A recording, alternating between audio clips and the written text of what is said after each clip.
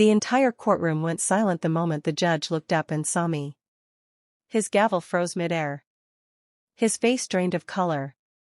For a second, I thought he might actually fall from his chair. That's when I knew this trial was no longer about the case. It was about me. No one in that room knew who I really was. Not the lawyers. Not the jury. Not even the man who had dragged me into court, smirking like he had already won. Only the judge knew. And he wished he didn't.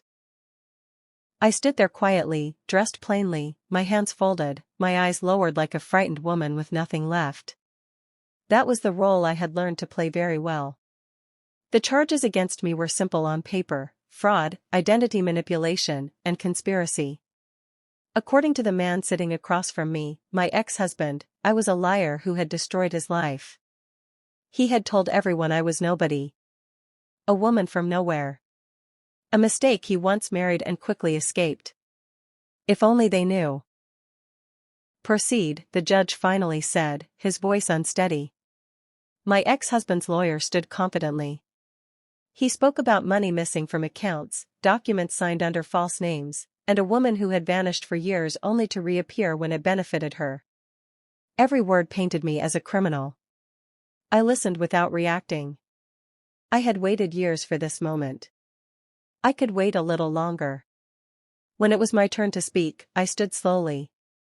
I could feel eyes judging me, pity, suspicion, boredom. "I have nothing to hide," I said softly. "But the truth requires context." The judge swallowed hard. I looked directly at him. Our eyes met, and in that moment, 30 years collapsed into a single breath. He remembered me. 30 years ago, I had stood in another courtroom. Younger. Broken. Invisible. Back then, he hadn't been the powerful judge he was today. He had been a young prosecutor who made a choice that destroyed my life. A choice he thought no one would ever remember. After that day, I disappeared. No records. No trace. No identity. At least, that's what everyone believed. The judge cleared his throat. "The court will take a short recess." Gasps echoed through the room. Judges didn't pause trials without reason. My ex-husband leaned toward his lawyer. "What's happening?" I sat back down calmly. Because now, the past was finally walking back into the light. During the recess, the judge retreated to his chambers, but I stayed exactly where I was. I remembered everything. 30 years earlier, I had been a witness in a corruption case involving powerful businessmen.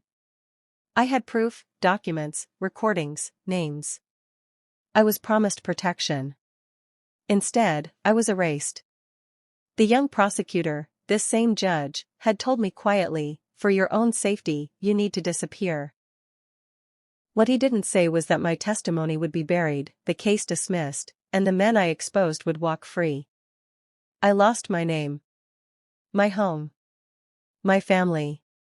I rebuilt myself from nothing under a new identity. I learned how systems worked, how money moved, how power protected itself. And I married a man who claimed to love me. My ex-husband. He never knew who I was. To him, I was just a quiet woman with no past and no relatives. That's why he felt safe cheating me, stealing from me, and eventually trying to destroy me in court. He thought I was weak. When the judge returned, his voice was firm but shaken. "The defendant will continue." I stood again. This time, I placed a folder on the table. "These documents," I said, "prove that my identity changes were authorized under a sealed government directive issued 30 years ago." The courtroom buzzed. My ex-husband jumped to his feet. "That's impossible. She's lying."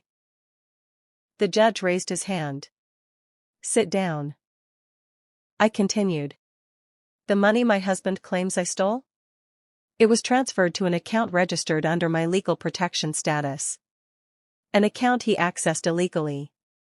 Faces turned toward him. The prosecutor examined the documents. His expression changed. "These are real," he said quietly. My ex-husband's confidence collapsed. You said she was nobody, he whispered to his lawyer. I looked at him for the first time. You never asked who I was, I said. You only assumed. The judge closed his eyes briefly, then spoke. This court recognizes the defendant's protected status. A shockwave hit the room. The judge added, the charges against her are dismissed. My ex-husband shouted in protest, but it was too late. Then the judge did something unexpected. He stood. And he said, there is another matter the court must address. He looked directly at me. For 30 years, I believed the past was buried. Today, I realize it was waiting. The courtroom leaned forward. So did the truth, the judge's voice echoed through the courtroom. This court will reopen the corruption case from 30 years ago. The room erupted. Names were spoken aloud, men who had built empires, men who had funded campaigns, men who believed themselves untouchable. All because one woman had survived.